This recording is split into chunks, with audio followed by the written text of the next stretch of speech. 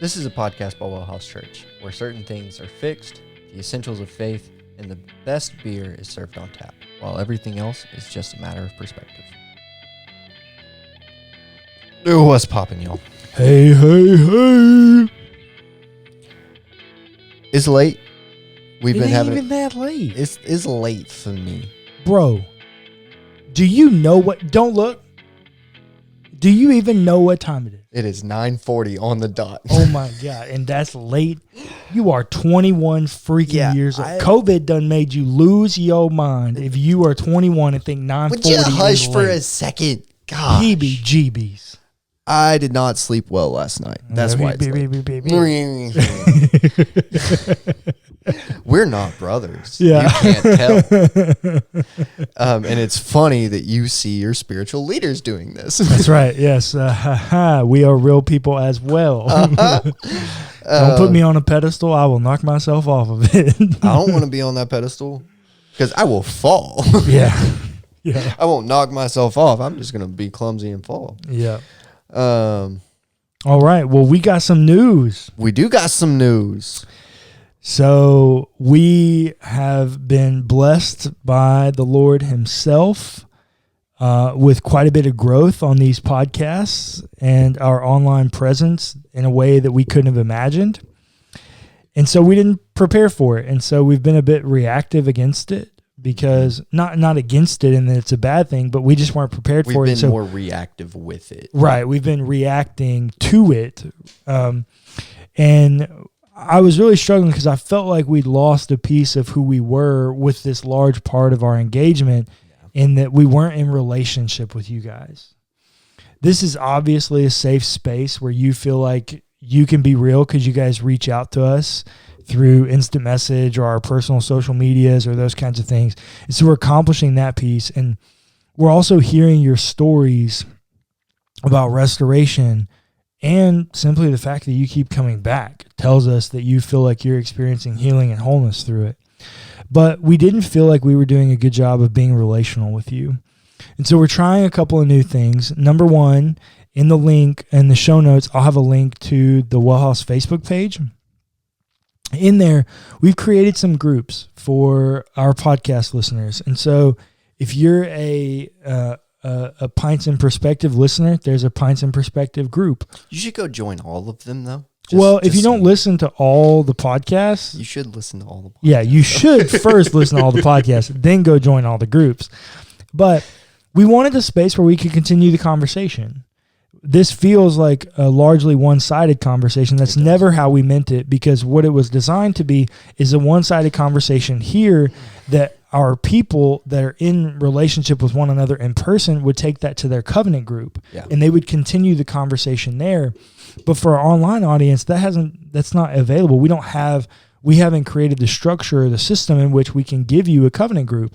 And so we wanted to try to give you a space to build relationship, as well as offer us feedback about what theological questions you're wrestling with so that we can know how to better serve you on the podcast. Yeah. So like if you were struggling with the idea of Calvinism, and you might get your answer today, right? Yeah, you might. Or if you listen to this and you go, yeah, I'm really reformed in my thinking, I think. I don't know how the other people view it. Or if you think you're reformed and you go, oh, okay, well, here we go. I'm reformed, but I see a lot of people that are reformed also believe in infant baptism. Yeah. How do I wrestle this? We got to know where you're at in order to better serve you. And so that's another thing that the community group will do for us as well. I also hope there'll just be a place where if you're wrestling with a theological question, you'll just post it. And we'll just be a community in relationship together, just having a conversation. And I would hope that it would turn into something where you grab your own beverage, coffee, beer, whatever, and you sit down and go through the feed and just start responding to all kinds of people.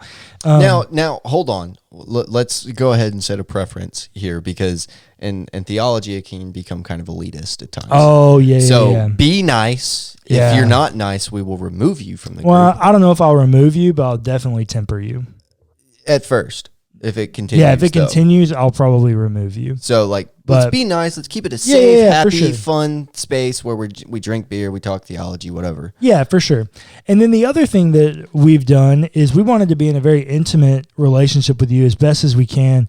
And so we've created an opportunity for us to communicate with you via text. And so if you want to connect with us in that way, it gives you the opportunity to stay connected with what we're doing. We've got a lot of big things coming up with merch and potentially live events or panels. We could ask people questions that you submit, all those types of things, but we need you in relationship with us. It'll also keep you up to date with the things we're doing, as well as if you have a question, you can just text us the question. Mm-hmm. And so I don't have all the information. The information will be in the show notes below, but you can text the word pints to this number down below, and it'll put you in, and we'll be able to communicate with you via text. So I'm really excited about those relationship building pieces that we're creating, and I do think they're going to be fruitful for our community. Yeah, absolutely. Super excited for all these changes, and super excited to get to know you guys in these groups. Lots of you kind of are on multiple of the podcasts. Some of you aren't, but a lot of you are in our actual gatherings, and so we know you. And so I'm just excited to get to know you guys in that format too, and the people that we don't have in gatherings. I'm excited to get to know y'all. Yeah. And if you're interested and you want to get to know us too. Yeah. Because this is a one-sided conversation. We want to hear your side. Yep. This is pints and perspectives. Yeah. It's not really matters of perspectives if all you're hearing is ours. Right. We try to do all. Yeah. Well, and we try to do a good job of bringing on guests and those kinds of things. I'm scheduled to have Ben back next week. Oh, I didn't know this. To do, to record some coming episodes for this series, our own soteriological positions. So, yeah, we like to have different perspectives on. And like we said from the beginning, neither one of us identify. We're giving you 3 soteriological positions. We can't all be in each soteriological position. And so it is a perspective, and we want to hear yours. So absolutely. I'm excited for where we're going, but I'm also ready to drink some beer. Me too. I have before me today a really interesting brew. Have never heard of this before. It's called Parish Brewing Company. Out of Wisconsin. And it's the Gulf Coast Double IPA. Yeah. And you guys know I'm a hophead. Hopheads unite. Merch line. Hopheads are also a cult. Hey, watch it. I do have a true pint, and it is 8.5% ABV Double IPA. So I'm looking forward to this. This seems good. What do you got? So I have the Leffe Blonde. Ooh. And it is a Belgian brew. It is a Trappist Belgian brew. Oh, nice. One of the first beers I drank whenever I lived in Belgium. Yeah, so if you didn't know. I was about to tell a story. Yeah, go ahead. So if you didn't know, I did live in Belgium for, 9 months, not very long. I drank a lot of beer while I was there. Yeah. Because, I was 17. Brewing capital of the world. Yeah, I was 17 in the beer capital of the world where it was legal for me to drink beer. So I drank a lot of beer. And Leffe was a regular one for me. It wasn't my favorite, so I'm just going to let you know right now. I've gone back to this beer since. It's not my favorite anymore. I'm not just the biggest fan of it, but it's got a cool story to it, Yeah, yeah. Nice. Kind of nostalgic moment. Yeah, I remember sitting in a little cafe in, when it's cold outside, drinking one of these out of a big pedestal glass, right? I don't know. That's the story I like to tell. Yeah. No, I get it. Well, cheers, buddy. Cheers. Well, we got to open them first before we cheers. Boo. All right, here we go. Cheers. Cheers. Ooh, that is really good. Whoa. That's better than I remember, actually, and it is super nostalgic. Yeah, that is really good. So what you got going on in there? I'm really curious. Yeah, it's super, super florally, super citrusy. Is it more citrus than floral, or is it balanced? It is more citrus, but I'm getting a nice balancing elderberry note. Ooh, can I try? Yeah, go ahead. I haven't had this either. I saw it in the store, and I was like, "This looks like something Cullen." Yeah, double IPAs can be overwhelming with their hops, and hops are usually really floral and citrusy. But that one has a nice like balancing adjunct in it. I'm not really sure what it is. I called it elderberry. Now I'm second guessing myself. It's not elderberry. It's not berry enough. Yeah, really good. I only had one drink, and it was really fizzy. But yeah, so let's jump into the reason that you are all here. Yeah. Last week we talked about Calvinism. Yeah, just the theological side. This theological basis for Calvinism. Biblical basis. I will say, I was in a theology class, or I was in a Bible class this morning, this afternoon, and the professor made the joke that there's a whole lot of seminary students in the U.S. and Canada that make it all the way through seminary knowing a lot of theology and never having read the Bible. So I feel a bit more validated that a truant professor made my similar joke that when you do theology, you don't read the Bible. So, you read what other people have said about the Bible. And he even said that specifically. Yeah. There's a slight problem with that. Not a slight problem. There's a big very problem. Significant problem with that. I was trying to spare your feelings because I didn't know where you fell in that. Dude, every good humor has an element of truth. Like, I came up with the joke. And here's the crazy thing. A lot of people don't know this. I made it through my undergrad and my first master's degree taking a grand total of 2 Old Testament classes. And one was the intro to Old Testament class that everybody that went to a liberal arts institution had to take. Yeah, so let's just, we said we were going to talk about the thing they were here to talk about, and we didn't. We apologize. We promise to do better in the future. Yeah, so here we go. We're talking about the biblical basis for a Calvinistic soteriology. Yeah. Beginning with total depravity. You don't have to look very far into the Bible to see it. Yeah, so we're going to turn to Genesis 3 here, and there's what happens in Genesis 1 and 2 actually are not bearing upon this for Calvinists. There's a lot of debate around Genesis 1 and 2. Actually was in a debate about it today in my Old Testament class. So there's a lot of debate. Hardly anybody agrees. There's questions about the historicity. There's questions about the narrative. There's questions about all kinds of things. For a Reformed person, a Reformed soteriology, that's not important. No. The part that's important is in Genesis 3, we find out that all of the known world is totally depraved. Yep. So, if you don't know, Genesis 3 is the narrative where Adam and Eve sin. And in God's response to the sin is they eat of the tree, the knowledge of good and evil. The serpent tempts them. And so God actually dwells out 4 curses here in Genesis 3. And I've got it open, but for time's sake, I'm not going to read it all. To the serpent, he actually curses, and he says, because you've done this, cursed are you among all animals and among all wild creatures.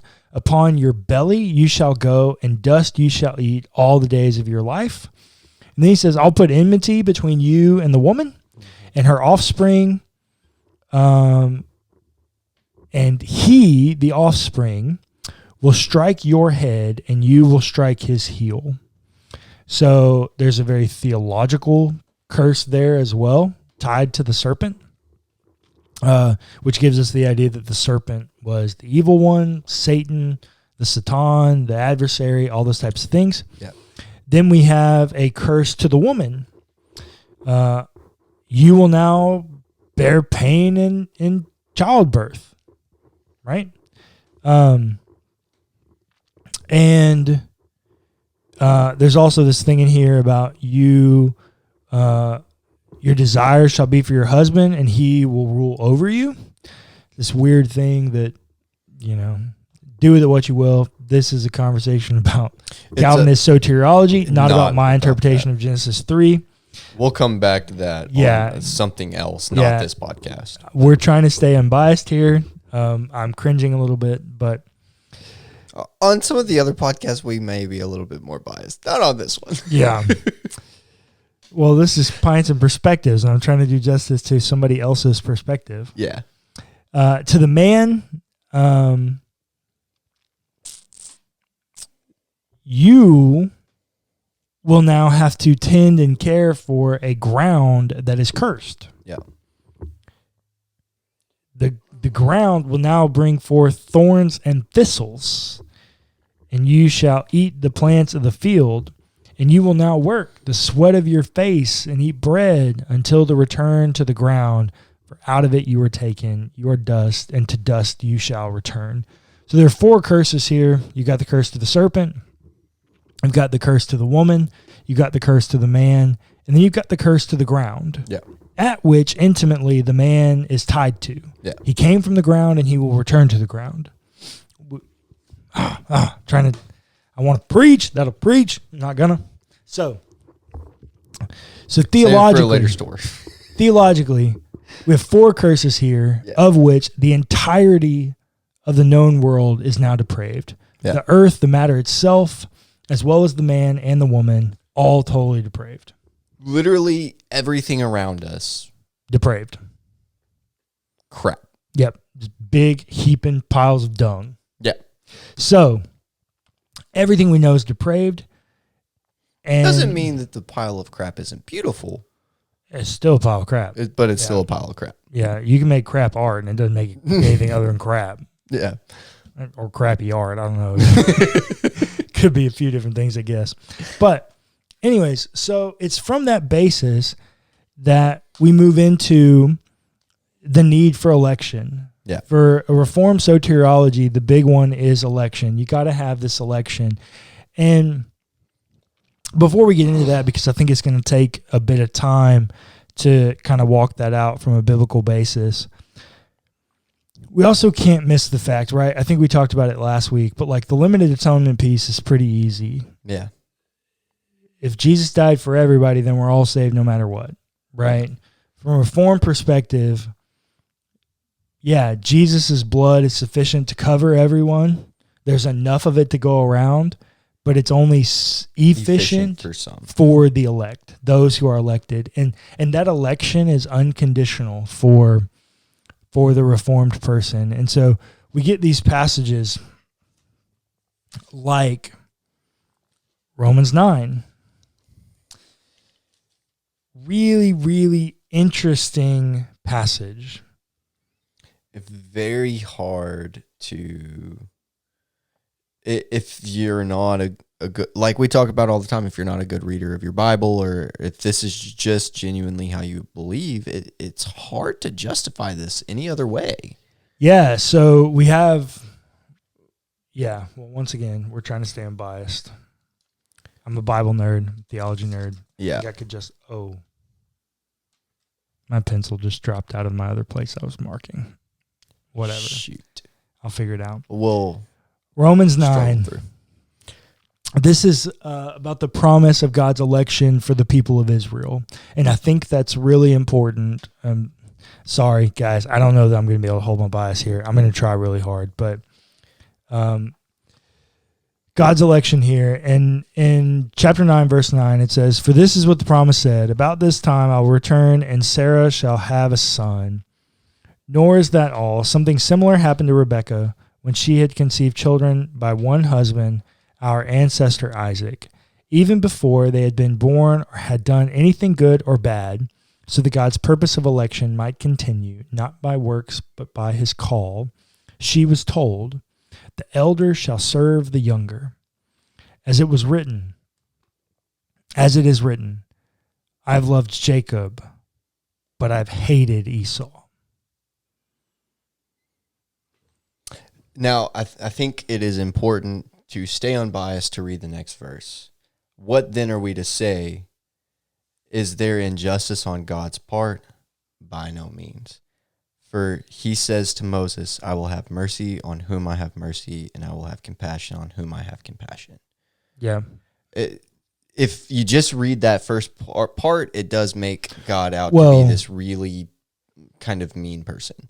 Well, but the reason I didn't entity. do that is because Paul's mixing two stories there. He is mixing two stories there. He's mixing a story with Moses, and he's mixing a story of Jacob and Esau. Right, but it is important to the larger narrative. At least for what Paul's trying to do. Yeah. And I think if you go back and read the Jacob and Esau story, don't just take that for what it is, right? You've got to go read the Jacob and Esau story.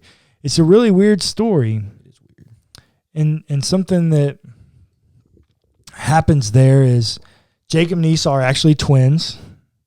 And before they're ever born, an angel of the Lord comes to her and says, you're going to bear two nations. It's decided from the beginning that you're going to bear two nations. Yep.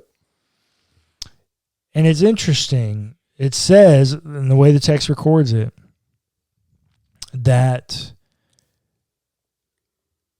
the older will serve the younger. Okay. No. Not in that time. That's not how that happens. Yeah. And the text actually says they're pitted against each other, that Isaac favored Esau, but Rebekah favored Jacob. Yep. Because Esau is a manly man. Yep. He was the hunter. He was he's the burly hairy guy. dude that Yeah, the way it's recorded, I've got it marked. Hang on.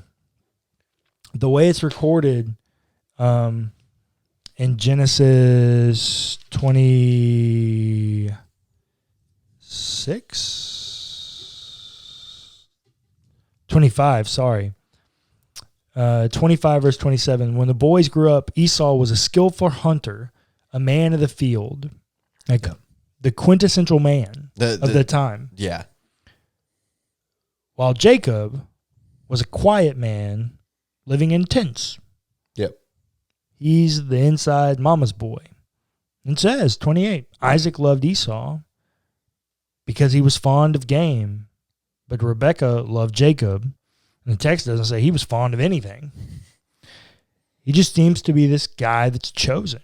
Yep. Right? And that would be the way that a Reformed person would read it. Now, I think if you continue the narrative, and I will say this is the part where my bias is going to come in a little bit. I can't help it. I'm trying, and I can't not say it. If you go through and read that story in light of the whole Genesis narrative, Esau actually marries the wrong person. Yeah. Esau marries two different groups of people. So first he marries some Hittite women. But then in Genesis,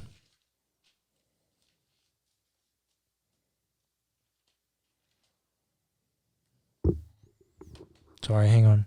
Oh, here it is. Genesis 28.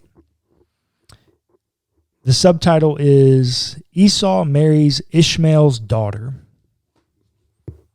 Clayton, who's Ishmael? That is Abraham's first son. Is Abraham's son with his wife's slave named Hagar. Her handmaiden. Yeah, that they actually send away. Mm-hmm. So it's actually his cousin. Yep. But it's the rejected cousin. Yep. The one that Abraham sends away because it's not the promised child of God. It's not Isaac. Yeah.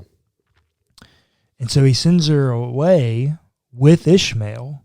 Yep. And there's this weird story there about how she sets the baby away on the side so that she can die and not hear it or see it, or that the baby can die and she's going to die alongside it.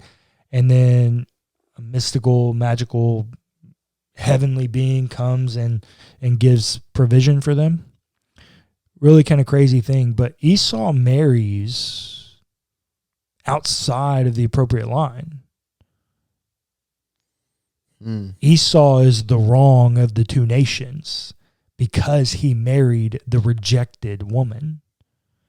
So that would be my piece, is if you read it as a Reformed person, you would say, no, before anything, it was just chosen, right?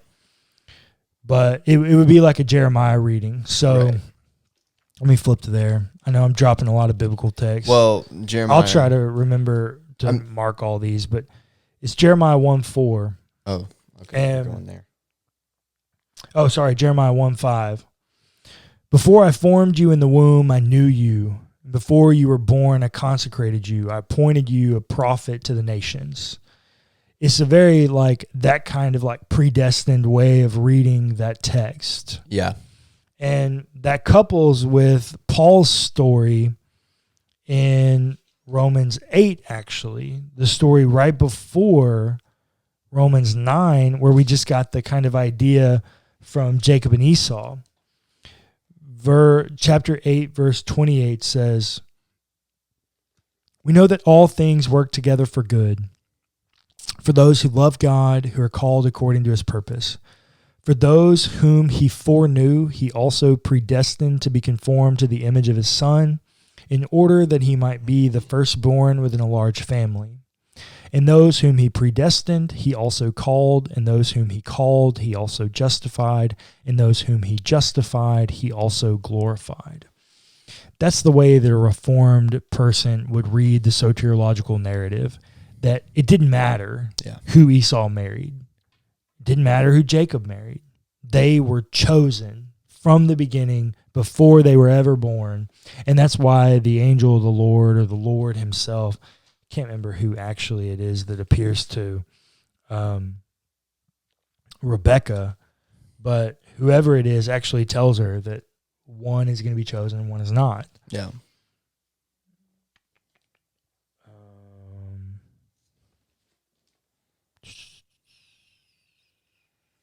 The Lord.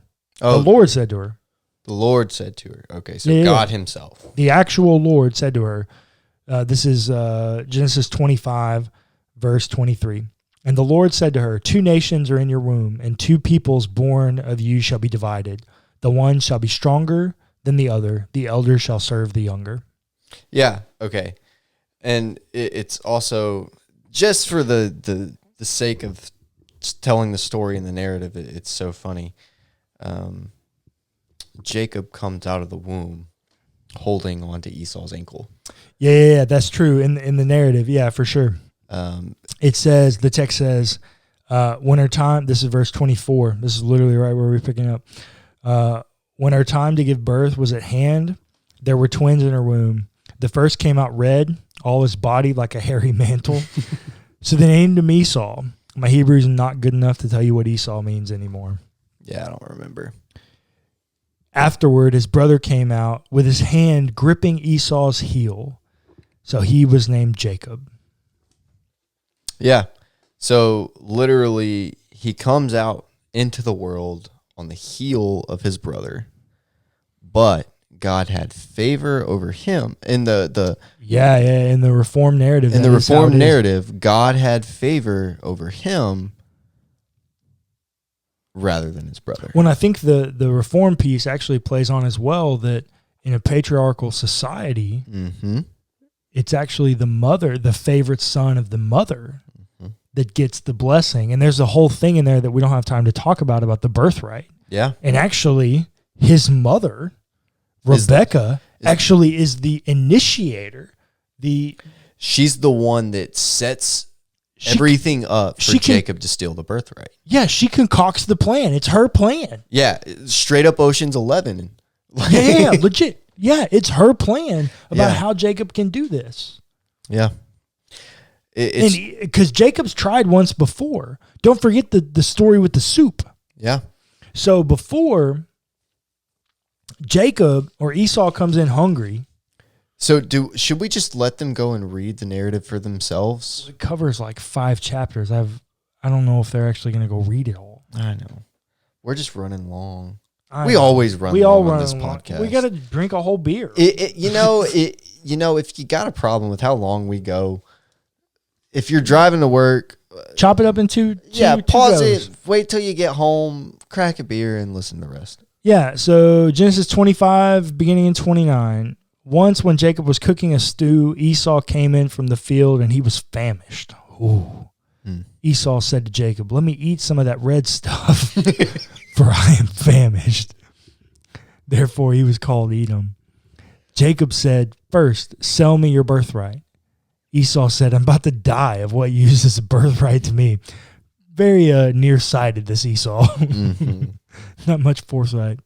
Why Jacob didn't he said, just snatch the ladle and get himself a bowl? Right. Right. Jacob said, "Swear to me first." So he swore to him and sold him his birthright to Jacob. Then Jacob gave Esau bread and lentil stew, and he ate and drank and rose and went away. Thus Esau despised his birthright. So there's another piece there about, whatever, because the birthright is the inheritance from the father. Yeah. It's your rightful place, and for whatever reason, Esau, at least in this part of the story, didn't care. Yeah. So you got this weird thing where he gives it away once, but then Jacob actually has to go and trick not only Esau, but his father, Isaac, into giving him the birthright. So this whole thing there about choosing and being chosen, and the soteriological aspect of it is, from a reform side, is that God's in control, that we're totally depraved, and in our depravity, we can't choose God, and so God therefore must choose us. And if he chooses us, he predestined us. And this is where the irresistible grace comes in, because in the Romans 8 passage, if he predestined you, he also justified you. And if he justified you, he glorified you. Your path is set in stone. Which then plays into the perseverance of the saints piece as well. Which is that if you are elect, you are already destined to be glorified. Yeah. And we can find that in John 10, right? Do you have that mark still, or can I just No, paraphrase? that's the one that fell, but I can. Let me just paraphrase it. Basically, well, you're doing it anyways. Bible drill. John 10. John 10:21, I think, right? 28 through 28. 30. Yeah. Or 27. My sheep hear my voice, I know them, and they follow me. I give them eternal life, and they will never perish. No one will snatch them out of my hand. What my Father has given me is greater than all else, and no one can snatch it out of the Father's hand. The Father and I are one. Yeah. So there's interesting Trinity piece there too, but that's not what we're here for. Oh, John's littered with it, man. Yeah. John 5, go read that. Littered with it. Yeah. Anyways, that's not what we're here to talk about. No. But that very clearly seems to state that you can't lose your salvation, right? Yeah, well, at least for Reformed soteriology, we're going to cover the Arminianist position next week. Well, the theological piece. The theological, and then we'll do the Bible piece later. But from a Reformed soteriology, it's like, hey, this seems pretty cut in stone. It's pretty cut and dry. We're pretty tied up here. Well, now, we'll say that's actually what got me believing in Reformed soteriology. Is that dude, it's just here. It's stated plainly. Yeah. How do you deny it? And then I grew a little bit and learned a little bit. I'm not saying that Reformed people are wrong. Just dig that hole, bro. I know. I'm not saying that Reformed people are wrong. I'm just saying that I learned more about myself. I learned how I interpret the Bible a little bit better, right? And so I think for me, the thing that drew me to Reformed soteriology in the beginning was it was a complete package. It may not have been wrapped very pretty, but it tied a bow on every loose end. No, absolutely. It's just formatted so well to make sense. It's a very coherent and maybe the best. I don't know how to say it, but maybe the most tight, systematic theology. Yeah, I think that's true.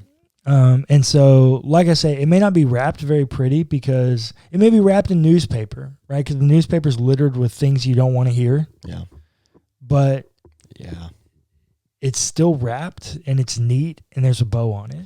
It ties up the loose ends. Yeah. I remember whenever I did identify as full-on 5-point Calvinist. You remember that. Mm-hmm. And I was hardcore about it too. He was card coding. Yeah, man. Card coding. Yep. I was proud to be a Calvinist. He was more Calvinistic than John Calvin himself. I'm not going to go there. Yeah, I will, because Calvin's followers are... They tend to be a little bit more radical than he was. Well, they're much more farther than he was. But I remember that, like, I would get into debates with people that weren't, and I would always have, like, yeah, well, what about this? Yeah. Right? No matter what it was, I would always have some sort of rebuttal just because the systematic theology explains itself. Yeah, and that's the thing. The other thing that it does is it gives you the catch-all card of, like, well, the Bible says. Yeah. And you have all these, like, pithy places that you can point to. And because of the perseverance of the saints thing, anybody that ends up in apostasy or apostate, the narrative is, well, they weren't elect to begin with. They were just like masquerading as the elect. Well, they never, or the people that said that they were Christian and then left the faith and then came back later, right? They were always elect. They just weren't living out their election. Right. They just hadn't received grace yet. Yeah. It's like there's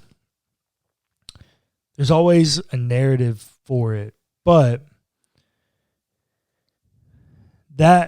so that's Reformed soteriology, and what happens is it's really popular. Reformed soteriology and positions are really popular among young people. Historically and statistically, it's actually very popular among young people.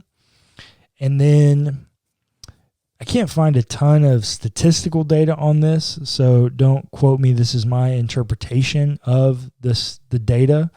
But about the time that people begin to have children is about the time that they begin to question and phase out of that. Because if God is choosing, what if he didn't choose mine? When you have kids, things about your worldview begin to change. And so those who are on the fringe of that tradition, about the time they have kids, they tend to look for a different tradition. My social work brain is going nuts right now. Oh, I'm sure. Yeah, I'm sure. Oh, gosh. Yeah. Ooh, that's interesting. Yeah, the numbers between Reformed or people who attend Reformed churches and people who don't go down around the time they have kids. It's somewhere in between 35 and 40 that like they begin to move away from. So maybe about the time. Well, I don't know, because people are having kids later in life now. Older. Yeah. I mean, I know people that are like 35 and talking about when they have kids, and I'm like, yo, I ain't trying to have any more after I'm 30. Like, you got me some kind of messed up with somebody else. Honestly, at this point, never mind. I'm not going to say it on the podcast. Our parents listen to this podcast. Well, and if you say it, it will be forever in the intranet. I'm not saying anything about me having kids. We all know what you wanted to say. So I hope this is helpful, at least kind of understanding where a Reformed soteriological position comes from and how it kind of all plays together. Yeah. And that's the other thing. It is dependent upon one another. If you take total depravity out of it, the entire thing falls apart. Yeah. Well, I mean, if you take total depravity out of it, if you take unconditional election out of it, you have no argument. Yeah, that's the deal. If you take away the first two pieces, you can take out perseverance of the saints and make it work. Yeah, you can. You can take out irresistible grace and make it work. Nope. You don't think so? No, because if you're totally depraved, you can't choose God, which also means you can't reject God. Oh, I guess that's true. Yeah, if irresistible I guess grace, the only piece that you can take out and make work is perseverance of the saints. I don't even know that you can take it out, because if you can't choose God and you can't reject God, then once God chooses you, he can't let you go. Which is to say perseverance of the saints. Yeah. You really need them all. You really need them all. You have to have them all. I will admit that I used to be in the category that I said I was like a 4-point Calvinist. Well, you're not a Calvinist, no. Exactly. Yeah, and that's like we that's said okay. last week. Yeah. Like if you don't have one, you don't have them all. Yeah, if you don't have one, you're just not a Calvinist, and we should stop talking in those terms. Yeah. You're not a Calvinist. You don't have Reformed soteriology, and that's okay. Yeah. So I hope this has helped. I hope that I've done justice to the position. If you think I haven't, please come into the Facebook group and let me know. And share your perspective. Yeah, let's have a conversation about it. If there's anything you think I missed in the Reformed soteriology, or if there's any Bible passages that you think I should have talked about that I didn't, let me know. And let's all remember to respect perspectives. Amen.